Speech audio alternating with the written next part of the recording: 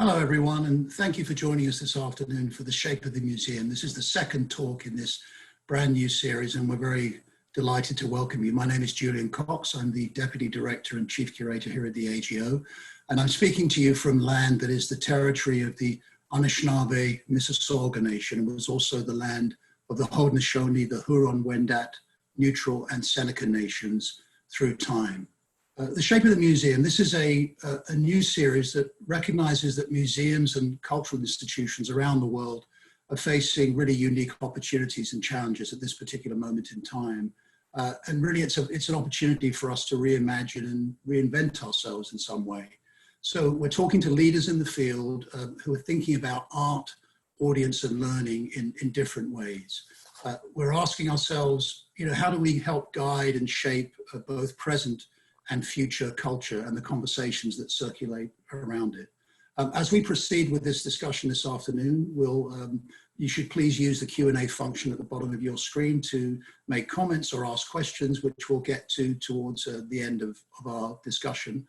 I'm really delighted to this afternoon welcome Dr. Asma Naeem, who is the Eddie C. and C. Sylvia Brown Chief Curator at the Baltimore Museum of Art.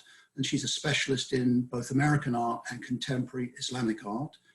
Before joining the Baltimore Museum in 2018, she was the curator of prints, drawings, and media arts at the Smithsonian's National Portrait Gallery. She's the recipient of important awards and commendations for both her professional and academic work. And she holds a BA from Johns Hopkins University in Baltimore and a PhD in art history from the University of Maryland. Her most recent book, Out of Earshot, Sound, Technology and Power in American Art, 1860 to 1900, was published by the University of California Press, Berkeley. So you should jump online after this talk and go buy it. So Asma, good afternoon and welcome. So great that you could join us for this conversation. Good afternoon, Julian. I'm thrilled to be joining you and the community. Maybe you could sort of set the scene for us, Asma, and tell us a little bit about the city of Baltimore. I'm sure that some people tuning in have maybe never been there before. If they had been, don't really know the city so well. So tell us a little bit about Baltimore and also the relationship of your museum to its city. Surely. Baltimore is in the state of Maryland, which is the southernmost state historically in the the northernmost state of the South in the Mason-Dixon line bifurcation between the North and the South during the Civil War. So meaning it was a slaveholding state. Baltimore is a port town. We have the Inner Harbor. It has historically been a federally, architecturally devoted city, but also quite inundated with the arts. I would say that the two major institutions are the Walters Art Gallery and the Baltimore Museum of Art. We also have the Visionary Art Museum here as well. The Baltimore Museum of Art was founded in 1914. We abut the campus of Johns Hopkins University, where I went to as an undergraduate.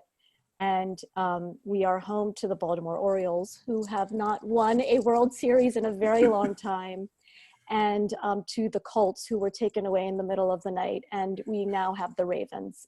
So we're quite a sports fanatics city, but we also have incredible urban conditions that have been written about in various newspapers and discussed in various venues, such as The Wire, the Landmark series, in terms of criminal behavior, but also just poverty and the various effects of lower income populations living in a disaffected world. It's interesting because I think that the scale of your museum collection-wise is about 100,000 objects, give or take, and that's very equivalent to the Art Gallery of Ontario. That's about the size of our collection, which spans 5 different collecting areas. But maybe you could describe for us a little bit about the nature of your job at the BMA and what your role actually encompasses there. Sure, and I'm glad to hear that you have a comparable collection. I was going to ask you about that. We have 5 different departments that span from the Oceanic Pacific Islander collection to the contemporary. We have the largest collection of Matisse objects, the public collection of Matisse objects in the world. My job as chief curator is basically a leader in creative content in terms of acquisitions, exhibition presentations, and the general vigor with which we try to present the stories of the past in conjunction with the present. And so I manage 24 curators and curatorial assistants along with the conservators and the registrars in the library. And I work hand in hand with the education leaders as well as the digital content leaders, as well as the director, Chris Bedford, in making sure that our mission is executed to perfection. And whilst you mentioned that topic, I mean, I know that Chris Bedford's been in that role for about 3 or 4 years now, and together it seems that you've really sort of brought about some dynamic changes in the way you think about your audience and how you build your collection. I think we'll get into that in a little bit, but just talk about the way that you work and how you navigate your sort of choices about thematics and focus for your curatorial program.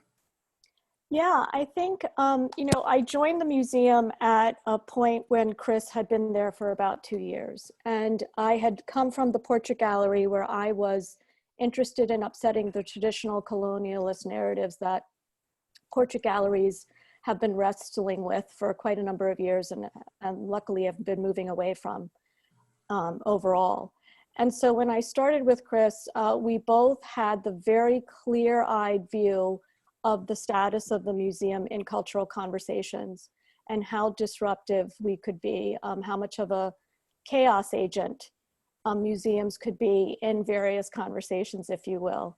And he has a certain boldness that I admire, and he was able to quickly put into effect a various number of programs that I believed in. And so I joined him, and we realized that there was a few opportunities coming up. Number one, the 100th year anniversary of the 19th Amendment, which allowed many women, not all, but many women, the right to vote.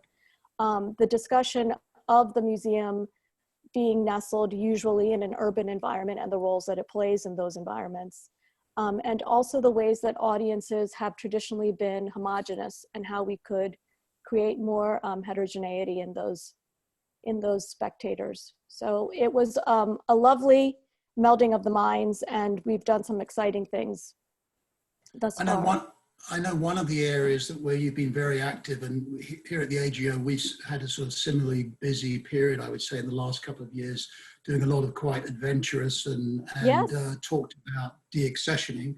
And I know that your museum was in the news the last year or so for deaccessioning a number of mid-century modern American works, and with the goal of sort of refocusing on underrepresented artists. Can you just tell us a little bit about that? Sure. For those of your listeners who may not be familiar, I feel like I've talked about it to quite some length, but for those of your listeners who aren't familiar, deaccessioning is quite a contested topic overall. The fact that museums hold in trust with the public collection that they are given is something that is pretty much has been unsettled for, or settled for a number of years. And the AAM has certain guidelines about what can be deaccessioned, and the very rigorous procedures through which objects can be deaccessioned, which I know you, Julian, are familiar with as well. So when we began this process, the first question that we asked is, why do we want to deaccession objects? And for us, it was creating new narratives in our collection. That is the primary goal.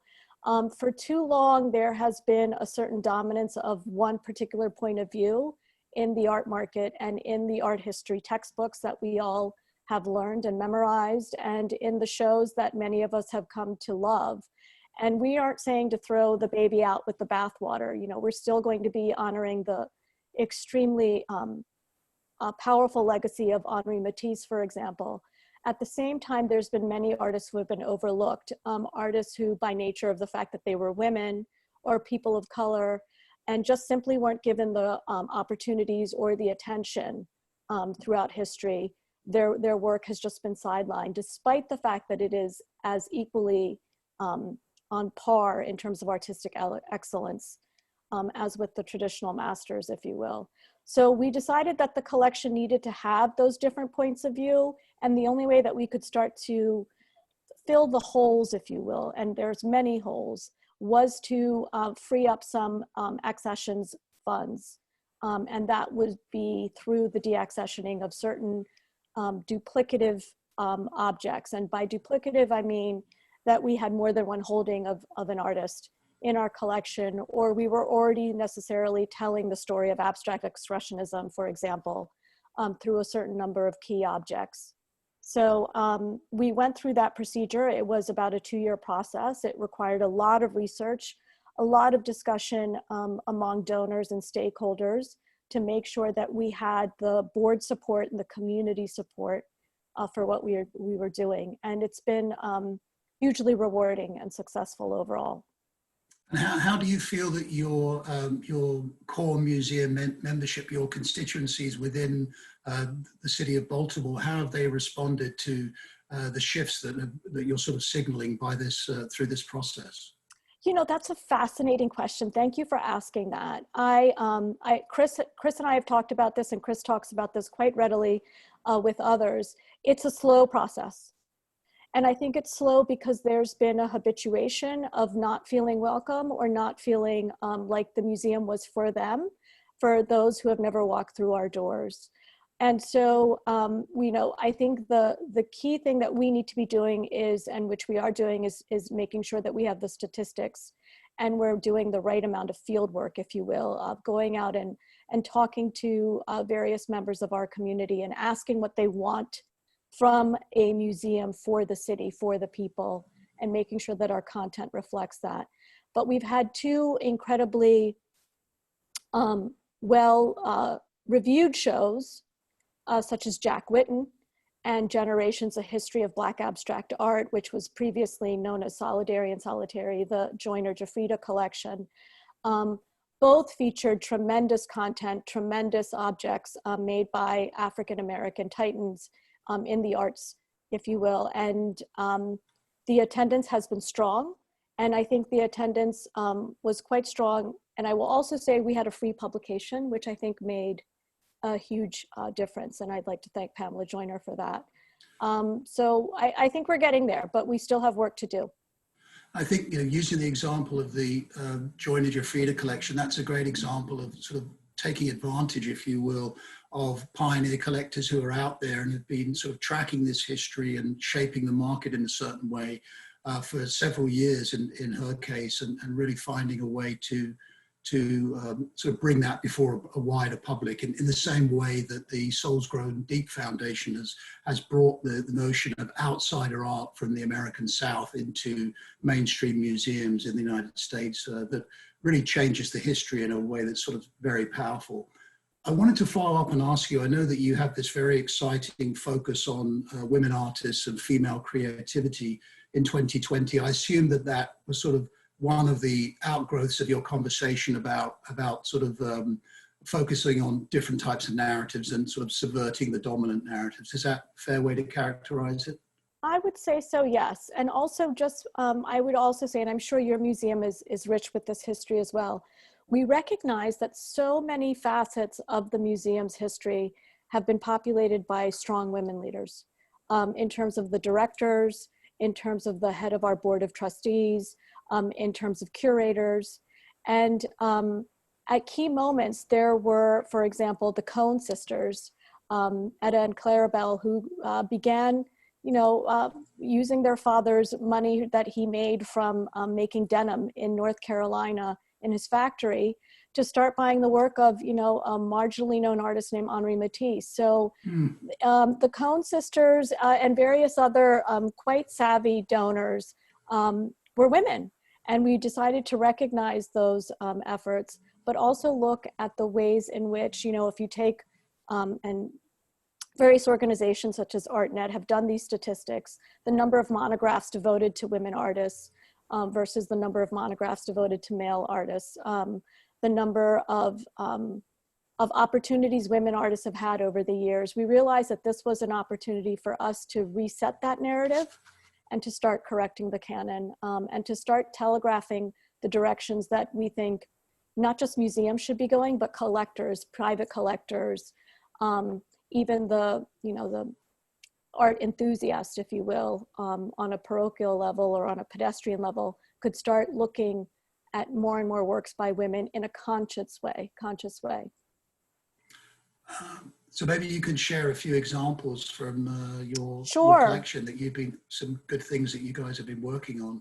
I think there's some, as you sort of get that teed up, there's been some interesting parallels at the AGO, because the last couple of years we've had a string of really successful exhibitions devoted to major women artists, running the gamut from Mickalene Thomas to Via Selmans, Hito Sterl, and we're about to open, when we do open our doors to the public again, a major exhibition of the work of Hei Gu Yang. It will actually be her largest presentation so far in North America. So I think that there's some interesting parallels here, but it was wonderful to hear you just sort of put this in the context of the Cohen sisters, who are such a sort of foundational collecting entity for the BMA.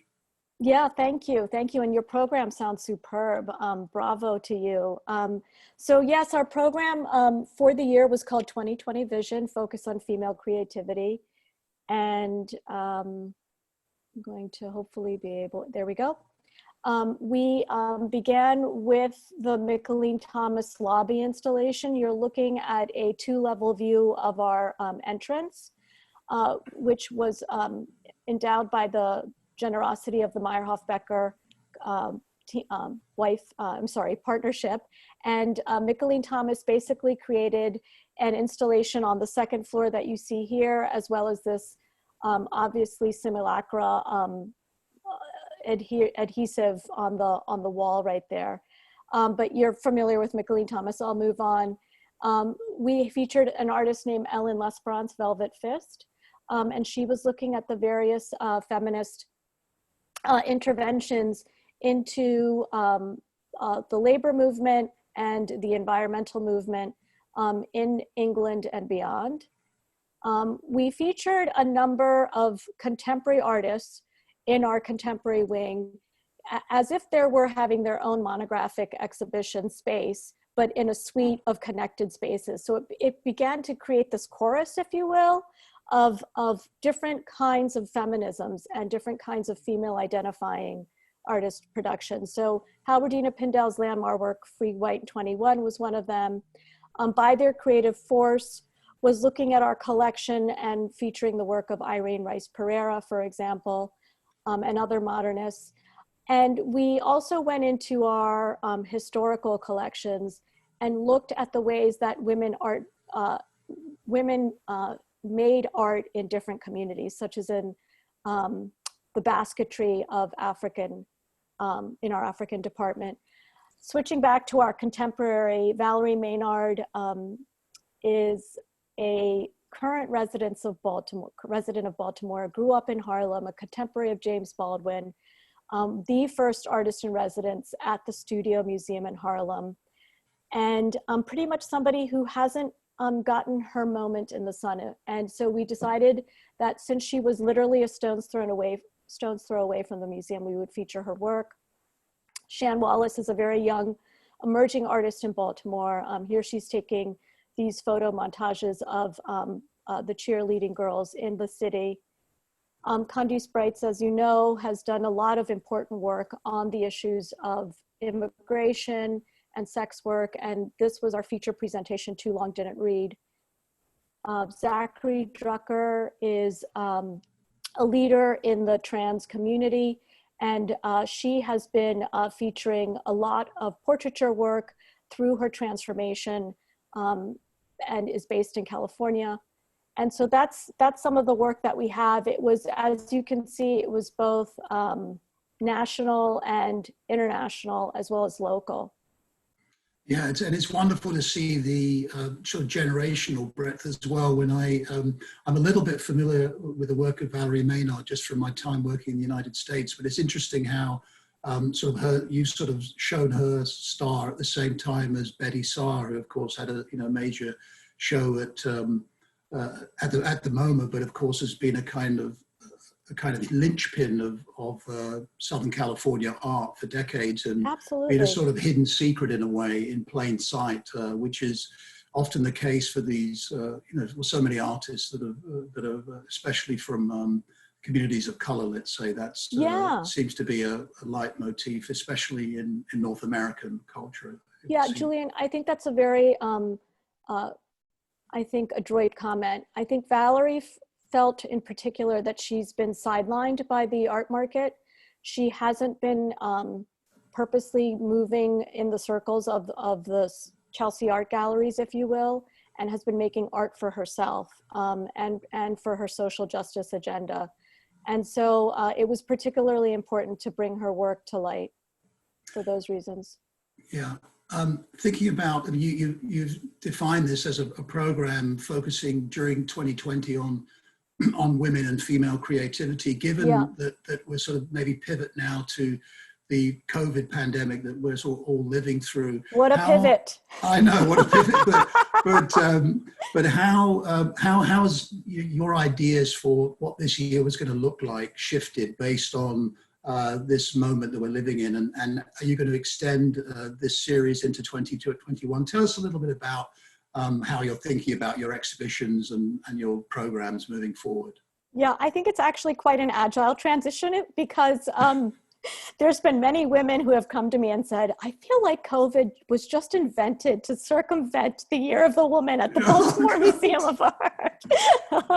So, yeah, we opened these shows 2 days before we had to shut down. And so, I'm sure you went through this, Julian. I'd love to hear about your various thoughts about the transitions that you as an institution needed to make quite nimbly and responsibly.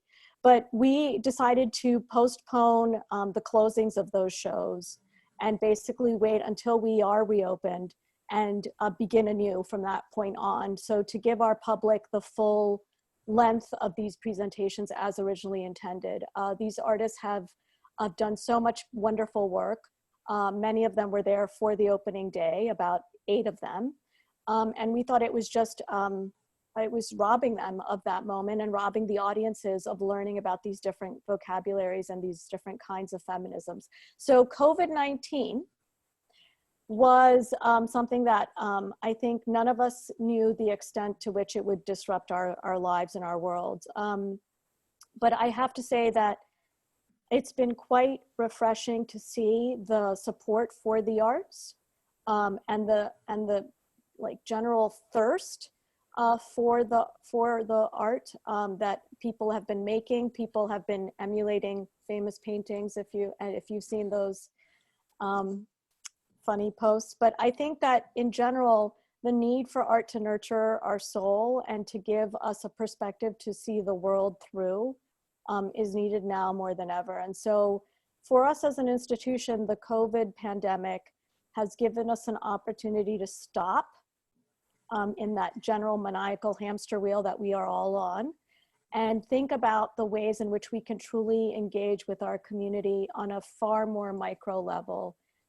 We've pivoted our education programming to distribute content on our virtual platform to take care of such mental health needs as anxiety during the COVID pandemic, but also to find, to give opportunities for parents to connect to their children at a time when childcare isn't available and parents are feeling quite alone. So we've been thinking on a far more micro level, a far more personal level, I would say, about the ways in which we can engage with our community. And of course, as we were talking about before we went on, it's being delivered virtually, which is quite, I think, quite a contradiction for many of us who have responded to being in the presence of art and the aura of an object, and wondering whether the virtual content could deliver with as much verve as being in person could. Yeah. Yeah, I think that we're going through the very parallel sort of experience ourselves. I was curious, are there any skills that you've been relying on that you didn't expect, as it were, or or that you didn't even know that you had. I'm curious that if you could share anything in that regard with us. Okay, I will share as long as you promise to share. Okay. Deal. So I would say, I'm a mother of three. My husband is a physician, and he's, working at the hospital as we speak. And so for me, I think opening up about my personal situation and the various hats that I wear, I think has been of vital importance for me and my staff. I think the personal and the professional have blurred beyond recognition as we sit here, in our homes.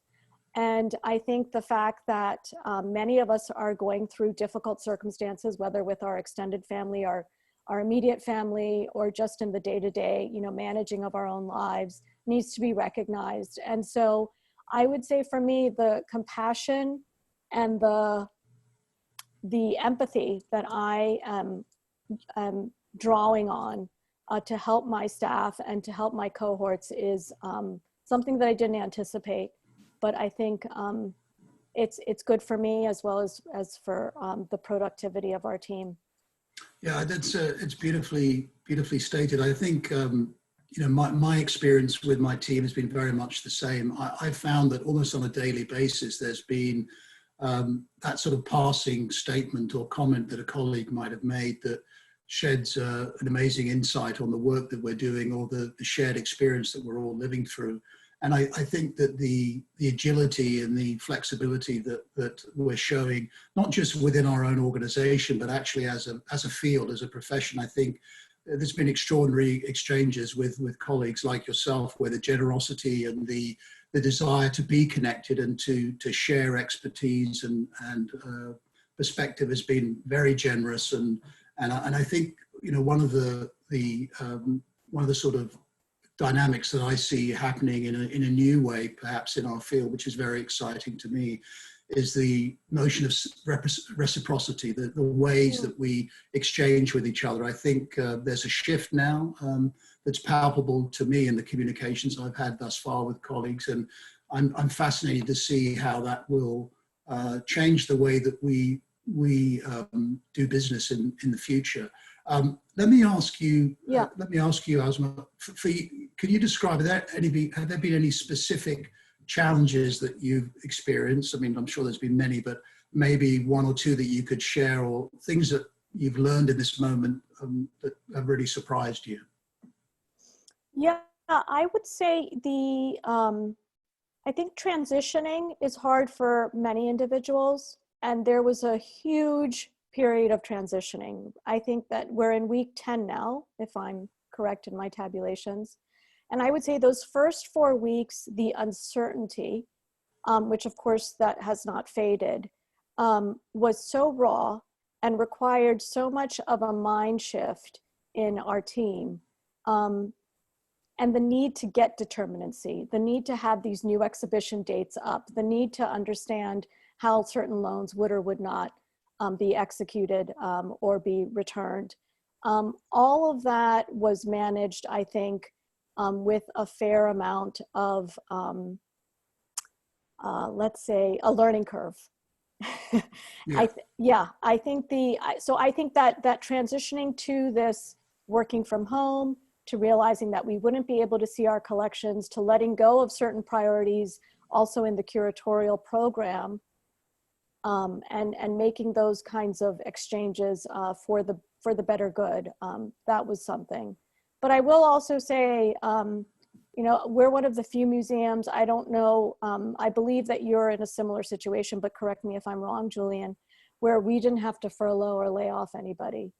Are you? Yes, we are. I mean, we spent several weeks, it seems like a lifetime ago now, navigating that particular problem. And yes, we have our staff working at 75% of their normal time. So there is a reduction in compensation for them, which is, I'm not going to deny, a really tough hardship actually for all of us. But there are some in the senior leadership and our most essential workers keeping the building safe and well looked after, who are at 100%, working 100%. But yeah, we've been able to avoid that through a combination of generosity from members of our board of trustees, but also through some very clever, sort of skillful administrative sleight of hand, let's say. So I think that was a huge relief for the team when we were able to do that, and we could move forward almost in sort of 2-week increments, understanding what the next 2 weeks or next 4 weeks might look like. And we're now just on the sort of brink of defining what our reopening plans might be. And we have a few great questions that I want to move to in a second from people tuning in, but I wanted to ask if you could just share a little bit about how you're thinking about your reopening in Baltimore. I don't think my answer will surprise you. I'm sure what I will say will ring very familiar for you as well. We're following our state and federal guidelines, and we're also looking to see how our neighboring institutions and attractions are handling the situation. So, we have the famous Baltimore Aquarium, for example, where the team of 160 has been going in on a daily basis or a regular basis to just feed the sea life and the marine life. Yeah. So they're just ready for the public side. But in terms of what we're doing, we are working closely with our AAM colleagues and thinking about the social distancing, the hand sanitizing, the gentle requiring of a mask, the lower capacity, 25%, say, per space, the ways in which telecommuting will take on a new dimension. And also just in terms of what I think is the programming aspect.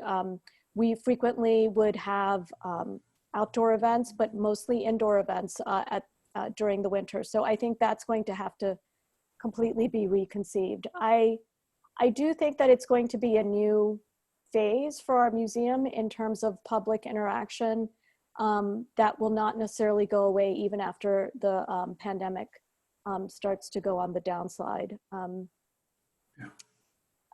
I think reopening is something that we're all looking forward to, but realizing that it's going to be a very slow and tentative phase. Yeah, and the concept of the traditional museum experience will be no more, at least for probably the rest of this calendar year, and depending if there's a flare up of the virus later in the fall or early next year. So it is, we're all adjusting to that extended period of uncertainty. Now, just moving to a couple of questions. There's a great question here from one of our guests tuning in, and they're asking, what happens to deaccessioned objects? Great question. A deaccessioned object is usually put on either public or private sale. And so for us, we worked with Sotheby's, and we had a public auction. And so the object really goes to the highest bidder, if you will.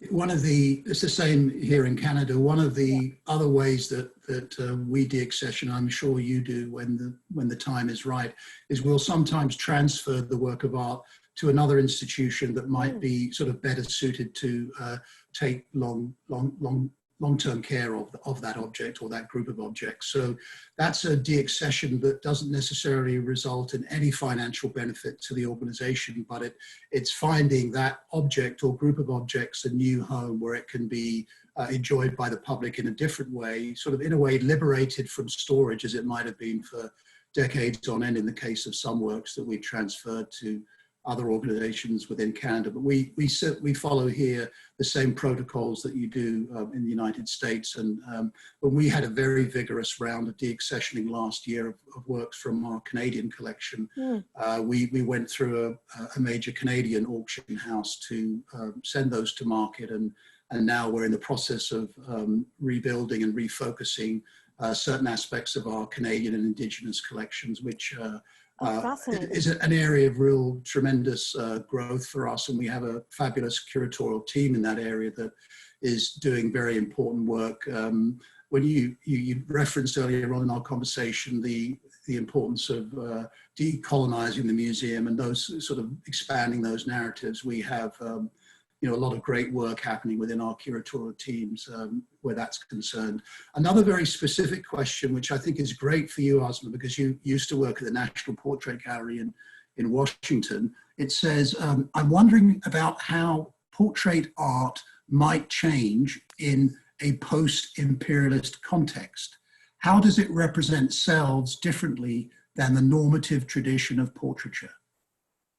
What a question, my goodness. That requires a dissertation, I believe. Yeah. That is a fascinating question. Post-imperialist, right? There's no mention of COVID-19. I thought that's the direction that the question was going, but post-imperialist. Well, I'm just riffing here, Julian, yeah. So you'll just please play along. I'm thinking about the various ways that, Gainsborough, Copley, Sargent, if you will, try to focus on the wealth and the grandeur of a sitter and the accoutrements of their social status. And so in a post-imperialist world, which we are seeing in portraiture in the work of, say, Jordan Castile, for example, we're seeing, the everyday, the beauty of the humble. And I think there's a beauty in seeing Black and brown bodies that are not necessarily in the trappings of aristocracy or land ownership. Yeah, I think of, you've hosted this wonderful installation by Mickalene Thomas, and we had a fabulous show here last year that was led by Dr. Julian Cox, who's our Associate Curator of Photography. Yes. And, and I think of Mickalene's work as sort of pushing at that narrative, and she's someone who's really sort of taken those European white traditions of portraiture and sort of slammed them on their head and upturned them in a way that's really dynamic, and nothing could be more contemporary, I think, than the way that she goes about sort of portraying the Black body, obviously specifically the Black female body, but the Black body period. Absolutely, and I should have mentioned when I showed the lobby installation that she specifically wanted to create the aura of a 1970s Baltimore family room of a Black family. So yeah. Yeah, and we had actually one of the sort of really fabulous features of the installation we had here in Toronto was these sort of living room environments with all the wonderful kind of syncopated carpeting from the 70s and stacks of books that related in a really interesting way to art theory and cultural theory that's the kind of universe that she swims in every day. And just to see our visitors kind of hanging out in the chairs and dipping into those books, taking them with them and returning them later was really a fun ingredient. So yes. I've got I think it might be a comment here, but let me just look at it. It says, a viewer congratulates Asma and her team on the powerful moves of the BMA for deaccessioning and implementing an all-female exhibition program. How difficult was it to navigate the negative feedback and some of the uproar that might have come with that? Well, thank you. Thank you, dear commenter. It was interesting. I would say that, there's the typical extremist right-wing backlash that one can anticipate from such things. I just didn't expect it to be strong as it was. And there's a lot of folks out there who believe that that women have had the same rights and the same opportunities as men all along, and so that they thought that this was a bit farcical what we were doing. But to talk about female art making and hear from, say, daughters and sons and grandchildren of those artists and the ways in which they had to navigate their various careers and juggling family life and how they were under-recognized. It was really rewarding to see the number of people who said, please take a look at my grandmother's art. She had a show in MoMA in 1951 and now she's just not recognized at all. So that's been a really rewarding experience. And I think more of that has to happen across the board. Good. I think these, just a couple more here. There was following on from the discussion we had about deaccessioning, there's someone asking, how is the public made aware of objects that are going to be deaccessioned? So there is a multi-step process that we have to follow according to AAM. But part of that is if the donor is still alive, we have to make sure that we have extensive discussions with them. For the public in general, they are made aware through the press after the decision's been made. Yeah, and I think I think that the best way is obviously exactly the same here in Toronto at the AGO, but it's really we have to go through the necessary governance steps to notify donors, discuss it with them or their heirs or descendants, and then move through the various sort of committees within the organization. And I think you mentioned a 2-year time span. I mean, it's never, for really extensive and significant deaccessioning, it's never less than a year. So we always sort of follow the highest protocols possible and engage with a broad network of constituents, both sort of within the museum and its sort of universe of stakeholders. And even I would say beyond that, very discreetly, sort of other members of the public to try to get a sense of what the temperature might be out there. So I think that my experience, having worked in the USA as well as in